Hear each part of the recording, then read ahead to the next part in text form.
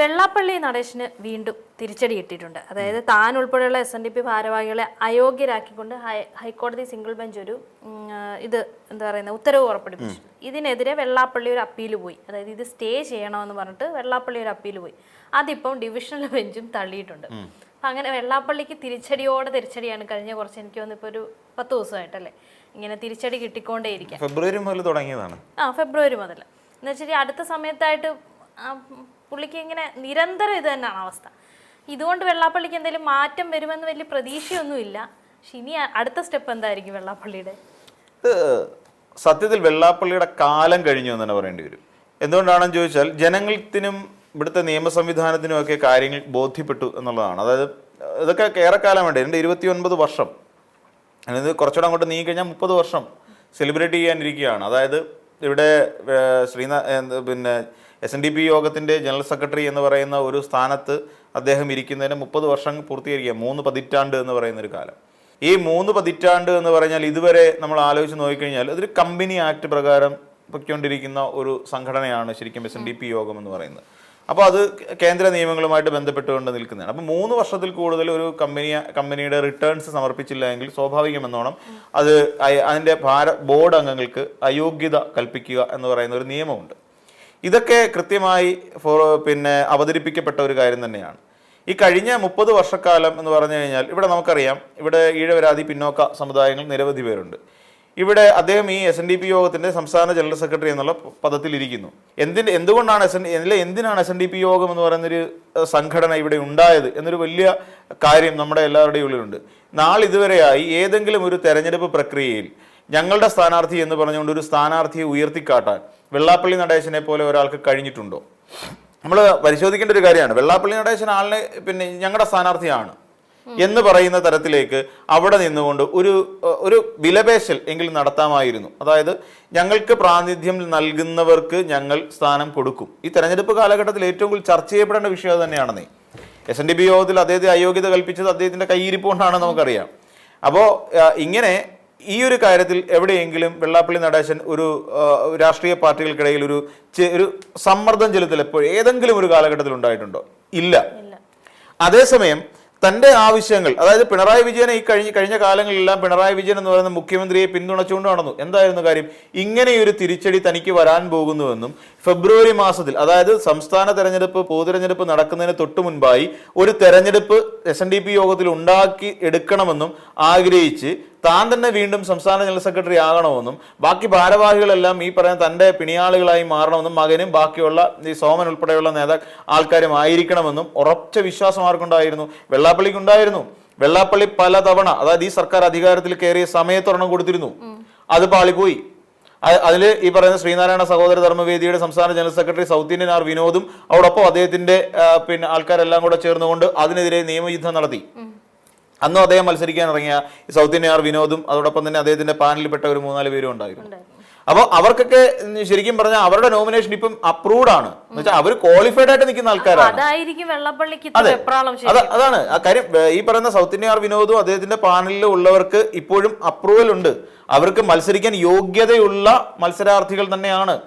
അതിൽ ധാർമ്മികമായും അങ്ങനെ തന്നെയാണ്, ഔദ്യോഗികമായിട്ടും അദ്ദേഹത്തിന് മത്സരിക്കാൻ കഴിയും. കാര്യം അദ്ദേഹത്തിന്റെ അതിനകത്ത് യാതൊരു പിഴവുകളും ഇല്ല. നോമിനേഷൻ കൊടുക്കുമല്ലോ. ഈ നാമനിർദ്ദേശ പത്രികയ്ക്കകത്ത് അദ്ദേഹത്തിന് DIN നമ്പർ ഉണ്ട്. ബാക്കി അവർ പറഞ്ഞിരിക്കുന്ന എല്ലാ ക്രൈറ്റീരിയകളും മീറ്റ് ചെയ്തിട്ടുണ്ട്. അപ്പം അതിന് ശരിക്കും പറഞ്ഞാൽ അദ്ദേഹം അതിന് അർഹനാണ് എന്നുള്ളതാണ്. ആ മത്സരത്തിൽ പങ്കെടുക്കാൻ ക്വാളിഫൈഡ് ആയി നിൽക്കുന്ന ആളാണ് ഈ സൗത്ത് ഇന്ത്യൻ ആർ വിനോദ്.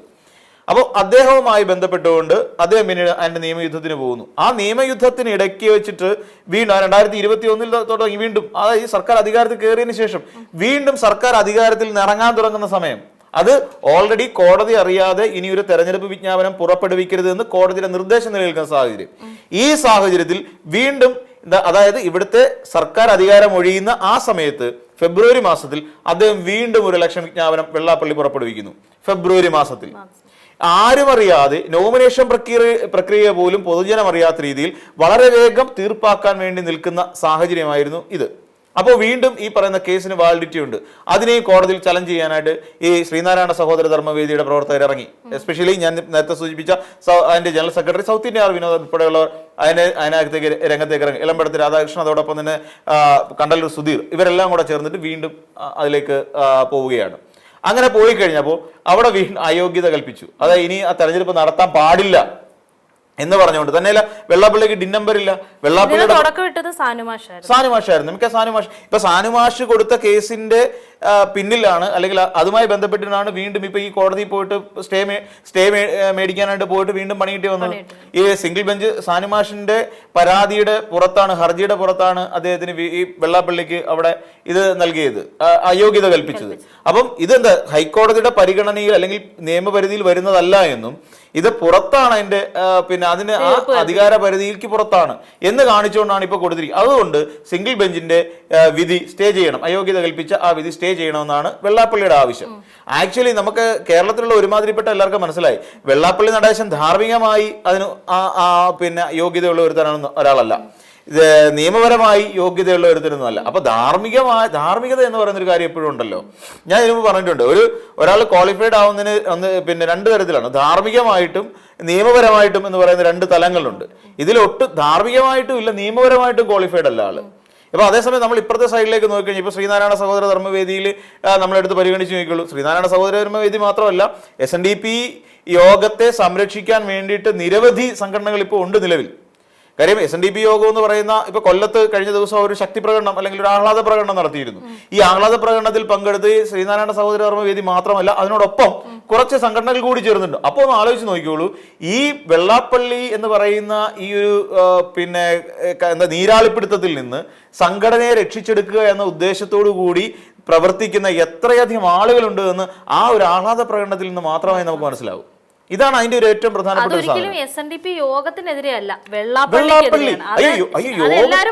അതെ അതെ യോഗത്തിനെതിരെ ഒരിക്കലും പ്രവർത്തിക്കാൻ പാടില്ലെന്നേ. കാരണം എന്താ, വലിയ മഹത്തായ ഒരു ആശയം മുന്നിൽ കണ്ടുകൊണ്ടാണ് ഈ പറയുന്ന ശ്രീനാരായണ ധർമ്മ പരിപാലന യോഗം എന്ന് പറയുന്ന SNDP യോഗം ഇവിടെ ആരംഭിക്കുന്നത്.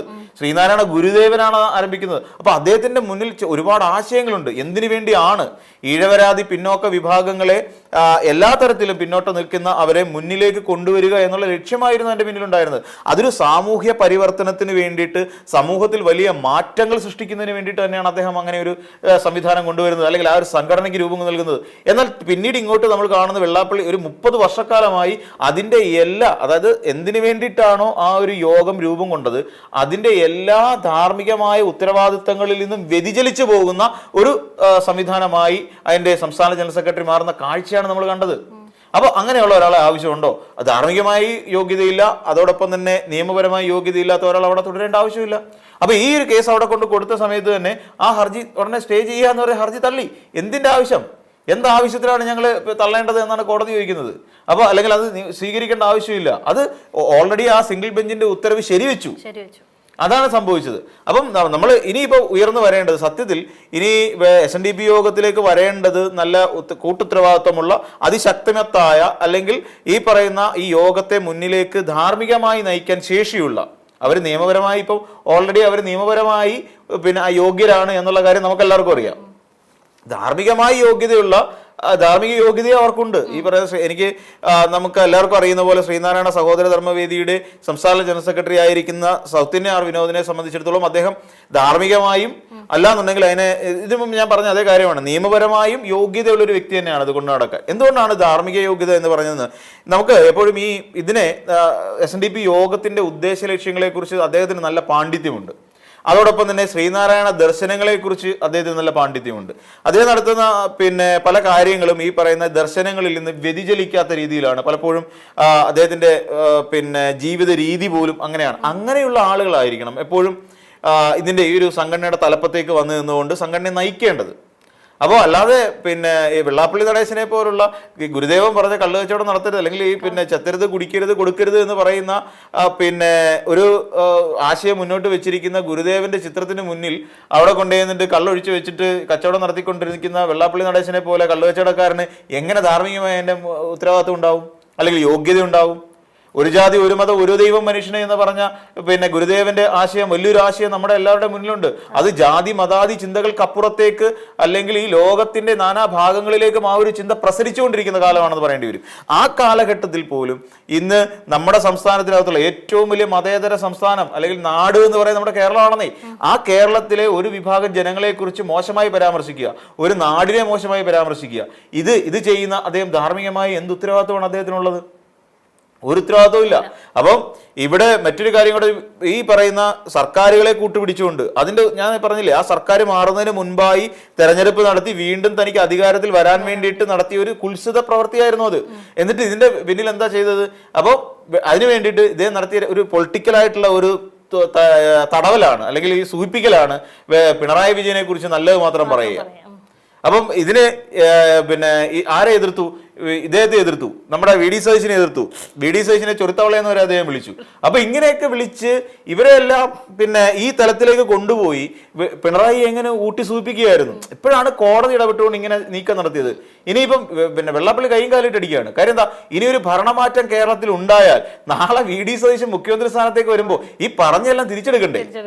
ഈ തിരിച്ചെടുത്തുകൊണ്ട് ഏറ്റവും അവസാനം ഈ വി ഡി സതീശന്റെ കാൽക്കൽ പോയി വിളിച്ച വിളിയെല്ലാം പറഞ്ഞ് മാപ്പ് തരണം എന്ന് പറയാനുണ്ട്. മറ്റേ ഒരു ദേവാസുരത്തിൽ തന്നെ ഒരു പാട്ടുണ്ടല്ലോ, എം ജി ശ്രീകുമാർ പാടുന്നത്. അപ്പം മാപ്പ് നൽകൂ മഹാമതി എന്നും പറഞ്ഞുകൊണ്ട് വീണ്ടും വി ഡി സതീശന്റെ തൃക്കാൽക്കൽ അഭയം തേടണം. ഇനിയിപ്പോ കേന്ദ്രത്തെ സൂചിപ്പിച്ചു നിർത്തണം. അതിനുവേണ്ടി ബി ഡി ജെ എസിനകത്ത് ഇങ്ങനെ തഴുകി നിൽക്കണം. കാരണം എന്താ, ഈ കേന്ദ്ര നിയമത്തിന്റെ പരിധി വരും ഇത്.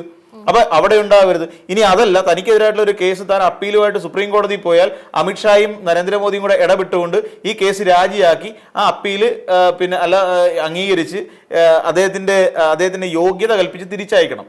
അപ്പൊ ഇങ്ങനെ തുടങ്ങിയ കുറെ എന്താ പറയാ, ഈ അട്ടയുടെ കണ്ണ് കണ്ടവരെന്നൊക്കെ പറയത്തില്ലേ, അതേ സ്വഭാവമാണ് ഈ വെള്ളാപ്പള്ളി നടേശന്. അത് ഒരിക്കലും സമൂഹത്തിന് വേണ്ടിയിട്ടോ സമുദായത്തിന് വേണ്ടിയിട്ടോ നന്മ ചെയ്യുക എന്നുള്ള അദ്ദേഹത്തിന്റെ ജീവിത വ്രതമോ അല്ലെങ്കിൽ ജീവിതത്തിൽ വ്രതം എന്ന് പറയാൻ പറ്റില്ല എങ്കിൽ തന്നെയും ജീവിതത്തിൽ ഒരു തവണ പോലും അദ്ദേഹം സമൂഹത്തിന് നന്മ ചെയ്യുക എന്ന് പേപ്പറിൽ എഴുതി പോലും വെച്ചിട്ടുണ്ടാവില്ല.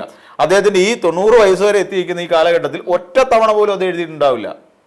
എനിക്ക് തോന്നുന്നില്ല ശ്രീനാരായണ ഗുരുദേവന്റെ ഒരു ആദർശങ്ങളിൽ ഏതെങ്കിലും 2 എണ്ണം ഗുരുമന്ദിരത്തിനടുത്തൂടെ പോകുന്ന സമയത്തെങ്കിലും അദ്ദേഹം വായിച്ചു നോക്കിയിട്ടുണ്ടെന്ന്. സാധാരണഗതിയിൽ നമ്മൾ ഇപ്പം ഗുരുമന്ദിരത്തിന്റെ ഒക്കെ അവിടെ ശ്രീനാരായണ ഗുരുദേവന്റെ ആപ്തവാക്യങ്ങൾ എഴുതി വെക്കും. അത് ഒരു തവണയെങ്കിലും അദ്ദേഹം വായിച്ചു നോക്കിയിട്ടുണ്ടോ എന്ന് എനിക്ക് സംശയമുണ്ട്. അതുകൊണ്ടാണ് ഞാൻ പറയുന്നത്, ധാർമ്മികമായി പോലും യോഗ്യതയില്ല അദ്ദേഹത്തിന്. അദ്ദേഹത്തെ പിന്നെ ശിവഗിരി മഠത്തിലേക്ക് വരുന്നു, ശിവഗിരി മഠത്തിൽ വന്ന് പ്രസംഗിച്ചിട്ടൊക്കെ പോകുന്നുണ്ട്. ആ ശിവഗിരി മഠത്തിലേക്ക് പോയാൽ തന്നെ മതിയല്ലോ.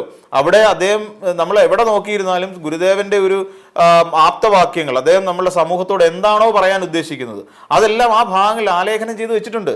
ഇതൊക്കെ അതുവഴി വെറുതെ ഒന്ന് നടന്നു പോയാൽ ഇതൊക്കെ കാണുമ്പോൾ ഏതെങ്കിലും ഒരു ആപ്തവാക്യം അദ്ദേഹത്തിന്റെ മനസ്സിൽ എവിടെയെങ്കിലും ഒന്ന് തടഞ്ഞാൽ ഒരു പക്ഷേ ഒരാൾ നല്ലവരാകാൻ അല്ലെങ്കിൽ നല്ല ചിന്ത അയാളുടെ മനസ്സിലേക്ക് ഉണ്ടാകാൻ ഒരു ഉപകാരപ്രദമാകും. പക്ഷെ അങ്ങനെ പോലും അദ്ദേഹത്തിന് അങ്ങനെ ഉണ്ടായിട്ടില്ല.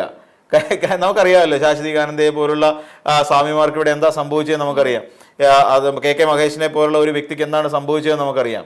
അതെല്ലാം അതിന്റെ പേരിൽ പ്രതിസ്ഥാനത്ത് നിൽക്കുന്ന വ്യക്തി കൂടിയാണ്. അപ്പം ധാർമ്മികമായി കൊലപാതകവും പിന്നെ ഈ പറയുന്ന പോലെ കള്ളുകച്ചവടവും ചതിയും വഞ്ചനയും അടിച്ചുമാറ്റലും ഇതെല്ലാമായിട്ടിരിക്കുന്ന ഇതിന്റെ എല്ലാത്തിന്റെയും പിന്നെ വള്ളത്തോളിന്റെ ഒരു കവിത മഹാത്മാഗാന്ധിയെ കുറിച്ച് വള്ളത്തോളിന്റെ ഒരു കവിത വരുന്നുണ്ടായിരുന്നു, മഹാത്മാഗാന്ധിയെ കുറിച്ചിട്ടുള്ളതാണ്.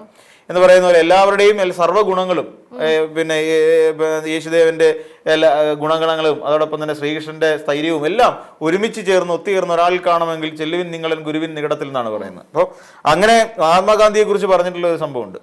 അതുപോലെയാണ് ഈ മഹാത്മാഗാന്ധിയെ കുറിച്ച് പറഞ്ഞിട്ടുള്ള നല്ല കാര്യങ്ങളാണെങ്കിൽ, വള്ളത്തോൾ പറഞ്ഞ നല്ല കാര്യങ്ങളാണെങ്കിൽ, ഇവിടെ നമ്മൾ ചിന്തിക്കേണ്ടത് ഇതെല്ലാം കൂടെ ചേർന്ന് ഈ ദോഷപ്പെട്ട ഗുണങ്ങളൊക്കെ എല്ലാം ഒത്തുചേർന്ന് ഒരാളിൽ തന്നെ കാണണമെങ്കിൽ നിങ്ങൾ ചെല്ലുവിൻ എവിടെ, കണിച്ചുകുളങ്ങരയിൽ അദ്ദേഹത്തിന്റെ വീട്ടിൽ. അപ്പോൾ അത്രയ്ക്ക് ധാർമ്മികമായി ഒരു യോഗ്യതയുമില്ലാത്ത ഒരു വ്യക്തിയാണ് വെള്ളാപ്പള്ളി നടേശൻ. അപ്പൊ എന്തായാലും ഹൈക്കോടതിയുടെ ഈ ഒരു തീരുമാനവും എന്തായാലും നമുക്ക് അംഗീകരിച്ചു കൊടുത്തേ പറ്റൂ. യോഗ്യതയുള്ളവർ വരട്ടെന്നേ. ഇങ്ങനെ യോഗ്യതയില്ലാത്തവരെ വലിച്ചു കയറ്റി സമുദായത്തിനും നാടിനും ഭാരമാക്കി എന്തിനു വെച്ചുകൊണ്ടിരിക്കണം എന്നുള്ളതാണ് എൻ്റെ ഒരു ടേക്ക്.